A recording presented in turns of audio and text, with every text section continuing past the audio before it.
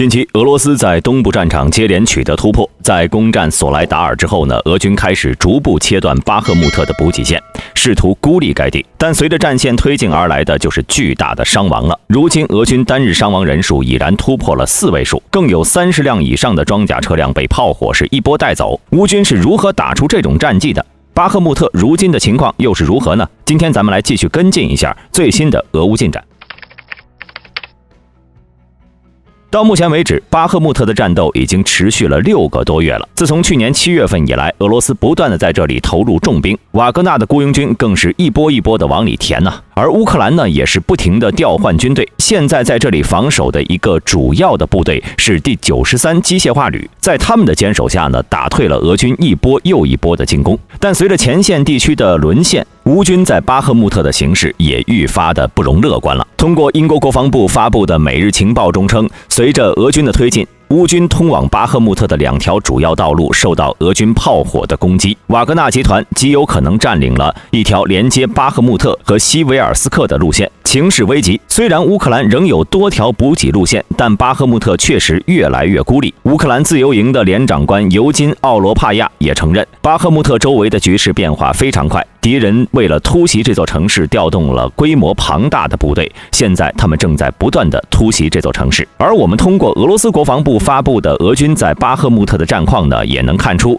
俄军使用他们惯用的火力覆盖战术，将巴赫穆特城区的建筑摧毁。乌军呢，想要遏制这种进攻十分困难。据了解，在这个地区，俄军总共是出动了15个旅，对巴赫穆特展开猛烈进攻，其中呢有5个炮兵旅，在24小时内打光了近5000吨炮弹，再加上上百辆坦克轮流发起进攻，看样子俄军似乎是打算一举拿下巴赫穆特。除此之外呢，俄军还出动了数架战斗机对乌军进行空中打击，通过地毯式轰炸将乌军在巴赫穆特防线呢再次破坏，尤其是后勤补给路线全被切断。总体来看呢，俄军目前已经接近巴赫穆特的作战包围圈了，其炮兵部队已经可以覆盖东部大部分通道。同时在巴赫穆特另一面，瓦格纳集团的人员也拿下了战略要地红山村，这意味着乌军在该地区的局面进一步恶化。红山村面积不大，位于索莱达尔和巴赫穆特市区之间，扼守着重要的 M03 公路。乌军在这个战略要点构筑了坚固的筑垒。俄军控制这里之后呢，将进一步逼近巴赫穆特市区，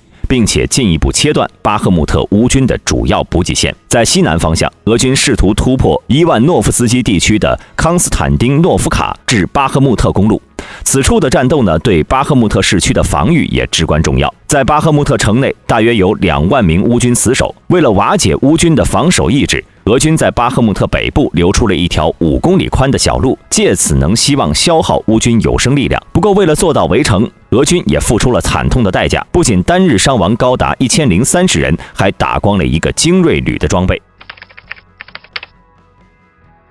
前几天，俄罗斯太平洋舰队海军步兵155旅的坦克装甲纵队在索莱达尔战场执行进攻作战，大约有1个营的装甲部队落入了乌军预设的火力陷阱，至少有31辆俄军的装甲目标被乌军火力摧毁。根据乌克兰第72独立机械化旅发布的视频显示，这支俄军装甲部队大约有15辆 T72B3 和 T80BVM 坦克，12辆 BMP 系列战车，2辆 MTLB 装甲运兵车和工程车。另外呢，乌克兰第72独立机械化旅报告称，这次战斗呢是由72独立机械化旅、55炮兵旅、35独立海军陆战旅联合进行的。当这支俄罗斯装甲部队向索莱达尔进发时呢，乌军就一直通过无人机进行高空跟踪侦察，并在俄军必经之路设置好了雷区，预先标定好射击目标区域。所以当俄军装甲部队一到达伏击地点，就遭到了乌军猛烈的远程火力打击。在俄装甲纵队触雷导致队形混乱之际，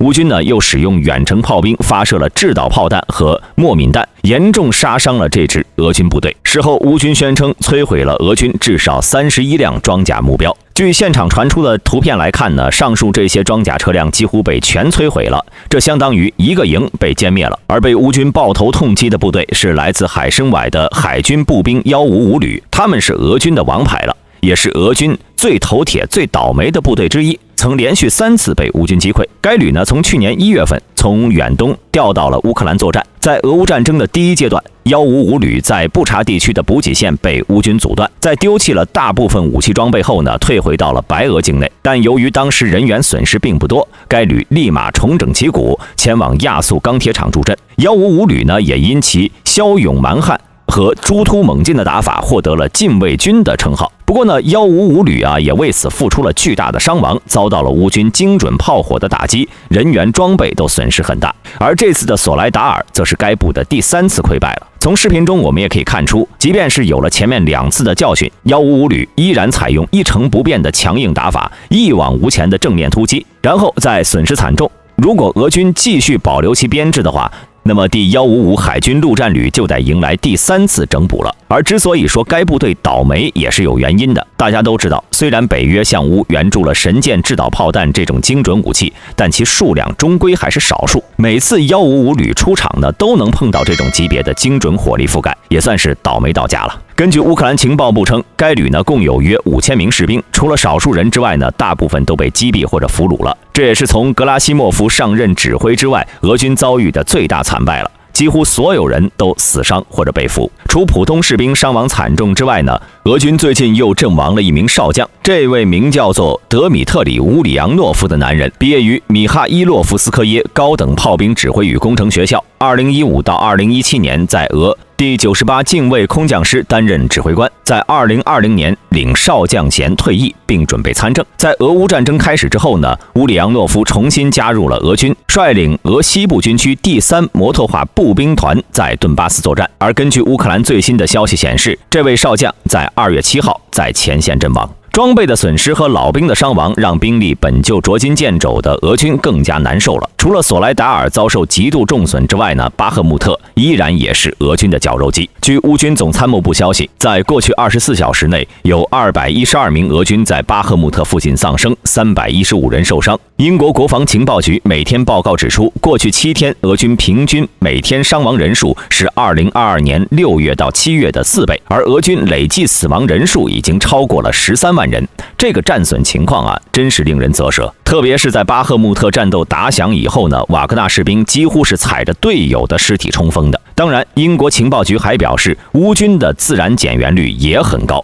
毕竟战争是双方的，绝对不会说一方死这么多，另一方毫发无损。乌克兰死亡人数，大兵的确没有相关数据，从理论上来讲，应该比俄军少，因为乌军是处于防守位置，而俄军呢处于进攻位置。攻守双方一般来说要3:1的比例才能进行。如果1对1，一方挖好了站好，等着对方进攻，通常进攻方难以获胜。我们知道每一场战争都有它的经典战役，或者说损失最为惨重的战役。一战是凡尔登绞肉机，2战是斯大林格勒战役。而现在这场俄乌之间的战事，巴赫穆特无疑是最为惨烈、最为残酷的地点。而俄军双方之所以会有如此恐怖的伤亡数字，大兵认为也是一系列原因造成的。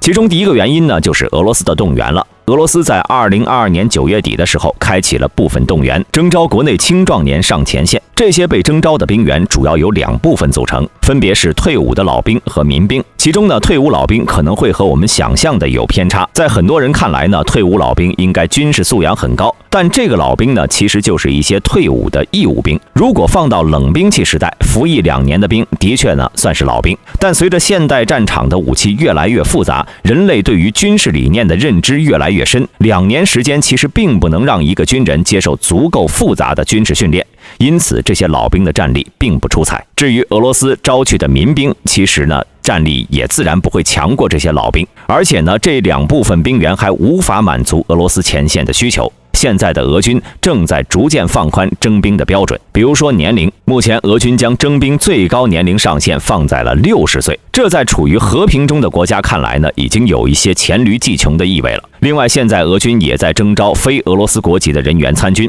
这也进一步说明俄军现在兵员素质参差不齐。军人的军事素养降低，自然会增加其战场伤亡率。俄军伤亡呢，从2022年9月份开始提升，也就不足为奇了。而第2方面的原因呢，则是受到俄军猛攻巴赫穆特的影响，双方转入了阵地战和地雷战，两军在各自的阵地上开始炮轰对面。还有部分机动兵力在战场上打游击。在这种作战模式下呢，地雷就成了一个很好用的武器。毕竟，就算俄乌战争的技术含量再低，它也是一场二战后的战争。二战后战争最大的特点呢，就是生产力巨大，炮弹和子弹生产迅速。在双方经常性隔空炮轰的背景下呢，埋几枚地雷在敌人可能袭击的地方，或者是敌军可能行军的路线上，其杀伤力可能要比炮弹还要强。